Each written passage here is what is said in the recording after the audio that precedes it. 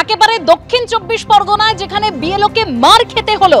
মহেশতলার ঘটনা আপনাদের সামনে রাখছি। ফর্ম সংগ্রহের পর বিএলওর ছবি তুলতে যান ভোটার, বিএলওর পরিচিতি নিয়ে প্রশ্ন তোলা হয়, এক দফা তর্কাতর্কিও হয় সেখানে।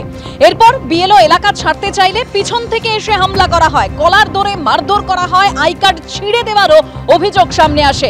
বিএলওর উপর হামলা, অভিযুক্ত হামলাকারীকে ইতিমধ্যে গ্রেপ্তার করা হয়েছে।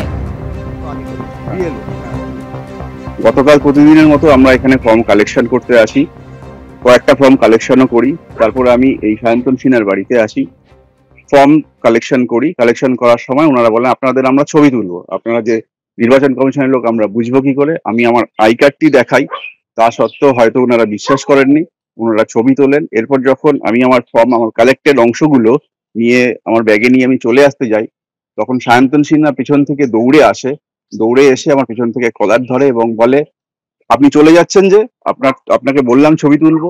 উনি সামনাসামনি আমার ছবি তুলতে চেয়েছিলেন, আমি বাধা দিই। আমি এখানে চলে আসি, ঠিক এই জায়গায় ঘটনাটা ঘটে। আমার পিছন থেকে কলার ধরে এবং আমার রেজিস্টার্ড যিনি বিএলএ রয়েছেন পার্থ বৈদ্যর উপরও উনি চড়াও হন এবং মারধর করেন। একদিকে যখন মহেশতলায় আপনারা শুনলেন যে বিএলও ফর্ম দিতে যাওয়ায় তাকে মারধর করা হয়েছে এমন অভিযোগ উঠছে, অন্যদিকে ডানকুনিতে এনুমারেশন ফর্ম নিয়ে বিএলওর উপরে নেতা পুত্রের চাপ, ডানকুনিতে কাউন্সিলর পুত্রের বিরুদ্ধে চাপ তৈরির অভিযোগ বিএলও। আপনি জান সরণ দাঁড়ান, আপনি ম্যাডাম আপনি চন্দ্রিমা ঘোষ, ঠিক আছে? কত নম্বর বুথ এনার বুথ নাম্বার কত? 18 বুথ। এই ব্যবহারটা করলেন যে খুব খারাপ হলো ম্যাডাম। আপনি একটা স্কুলের ম্যাডাম এরকম ব্যবহার করলেন আমার সাথে, অ্যাজ এ স্টুডেন্ট হিসেবে, ঠিক আছে? আচ্ছা, কি করেছেন? আমি বিয়ে করেছি, আমার কাছে প্রমাণ আছে আমি বিয়ে করেছি। আমি ম্যামকে জানাতে এলাম যে এখানে এখন কৌশিক মাকাল আছে আর আমার দাদার নাম আছে কৌশিক মাকাল, ঠিক আছে?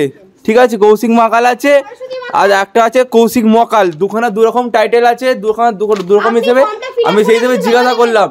এই ম্যামটা আমাকে বললো যে আপনাদের ফর্ম যদি ফিল আপ না হয় তাহলে দিল্লিতে গিয়ে জমা দিয়ে আসবেন। দেখুন এই ম্যামের ব্যবহার দেখুন, দিল্লি থেকে জমা দিয়ে। কেন দিল্লি থেকে জমা দেবো? আপনি বাড়ি আমাদের দিয়ে এসেছিলেন ফর্ম। আচ্ছা, ওখানে কোনো রাইট আছে?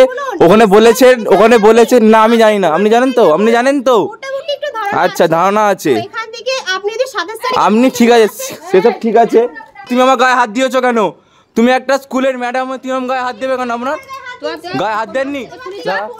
এই ভাইরাল ভিডিওতে যে ব্যক্তি কথা বলছেন তিনি তৃণমূল কাউন্সিলরের ছেলে।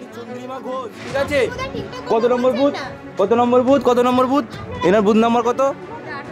18 বুথ। ছেলের সাথে এইটুকু কথা হয়েছে যে 27 তারিখে জমা দিতে না পারলে আপনি 4 তারিখে আবার আমি নিতে আসতে পারবো না, কারণ ডেটটা কমিয়ে দেওয়া হয়েছে। উনি কথাটা শুনলেন না, অনেক গাজওয়ারি করলেন। যাই হোক, এটা ওনার এলাকা, উনি যা ইচ্ছা করতে পারেন, সেখানে আমি নেই। আর তখন কথায় উনি ভিডিও করলেন, ফোনটা নিয়ে ভিডিও করেন, বললেন যে দেখুন এই দিদিমণি এখানে কিছুই ঠিকঠাক খবর জানেন না, ভুলভাল তথ্য দিচ্ছেন। তখন আমি একটু রেগে গেলাম। আমি কারোর কাছ থেকে ফর্ম তুলতে ছিনিয়ে নিতে আসিনি, বাড়িতে আসবো, যে জমা দেবেন 4 তারিখে আমার নেওয়ার কোনো রাইট নেই। ইভেন সরকারও ইসিআই বলে দিয়েছেন যে 4 তারিখে কোনো কেউ ফর্ম দিতে পারবেন না, 27 তারিখেও ফর্ম দিতে পারবেন না। তো ডেট যেহেতু বেশি নেই, ওই জন্য উনি আর কি গাজওয়ারি ফুলিয়ে ভিডিওটা করলেন।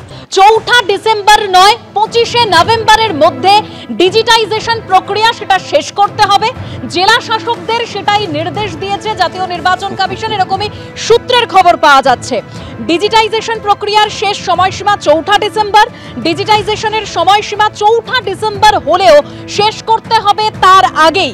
এসআইআর নিয়ে জেলা শাসকদের কড়া নির্দেশ নির্বাচন কমিশনের, এরকমই সূত্রের খবর। আগে কাজ শেষ না হলে অন্যান্য কাজ শেষ করতে সমস্যা হবে। সূত্রের আর কি খবর রয়েছে, আরো তথ্য আমরা জানবো রুমা পালের কাছ থেকে। আমাদের প্রতিনিধি রয়েছেন আমাদের সঙ্গে। রুমা, দেখো, জানিয়ে রাখছি যে 4 ডিসেম্বরের মধ্যে ডিজিটাইজেশন প্রক্রিয়া শেষ করতে হবে, এটা ঠিক। কিন্তু যেটা নির্বাচন কমিশন যেটা জানিয়েছে জেলা শাসকদের, যে 25 নভেম্বর মধ্যে একটা ডেডলাইন বেঁধে দেওয়া হয়েছে, যাতে এর মধ্যে কিন্তু ডিজিটাইজেশন প্রক্রিয়া শেষ করা হোক। কারণ 11th আওয়ারে গিয়ে কিন্তু ডিজিটাইজেশন প্রক্রিয়া যদি কেউ করতে যায়, তাহলে কিন্তু 4 ডিসেম্বরের মধ্যে পুরো প্রক্রিয়াটা শেষ হবে না।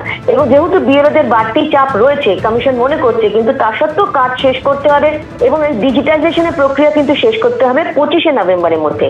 এবং আরো একটা বিষয় বলে রাখি যে এক্ষেত্রে কিন্তু যে senior deputy election commissioner Gyanesh Bharti উপস্থিত ছিলেন নির্বাচন কমিশনের, তিনি কিন্তু স্পষ্ট বলে দিয়েছেন যে জেলা শাসকরাও কিন্তু আন্ডারস্ট্যান্ডিংয়ে রয়েছে, বিএলওরা ভালো কাজ করছেন, কিন্তু 1% বিএলওরা রাজনৈতিক চাপে পড়ে যাতে শাস্তির সম্মুখীন না হয় সেটাও কিন্তু নজরে রাখতে হবে জেলা শাসকদেরই, এমনটাই কিন্তু নির্দেশ দিয়েছেন জ্ঞানেশ ভারতী। তবে এটা ঠিক 4 ডিসেম্বর একদম শেষ প্রক্রিয়া হলেও 25শে নভেম্বরের মধ্যে যাতে ডিজিটাইজেশন প্রক্রিয়া পুরোটা শেষ হয়ে যায় সেটারই কিন্তু কথা বলা হয়েছে, যাতে একদম শেষ সময় শেষে গিয়ে কাজ যাতে আরো বেড়ে না যায় বা দেখা যায় যে কাজ সম্পূর্ণ হয়নি এমনটা যেন না হয়। বেশ কিছু জায়গা থেকে যেমন খবর আসছে যে বিএলওরা তাদের অ্যাপের সমস্যার কথা বলছেন, অনেক বিএলও কিন্তু শোকজও খেয়েছেন যে কেন তারা কাজ পুরো করতে পারছেন না। সেক্ষেত্রে কিন্তু কমিশন বিএলওদের বিষয়টা মেনে নিলেও কিন্তু এই ডিজিটাইজেশন প্রক্রিয়া যে 25শে নভেম্বরের মধ্যে যাতে যত দ্রুত সম্ভব সেটা শেষ করতে হবে আবারও কিন্তু নির্দেশ দিয়েছেন। ধন্যবাদ রুমা। এবিপি আনন্দ, এগিয়ে থাকে, এগিয়ে রাখে।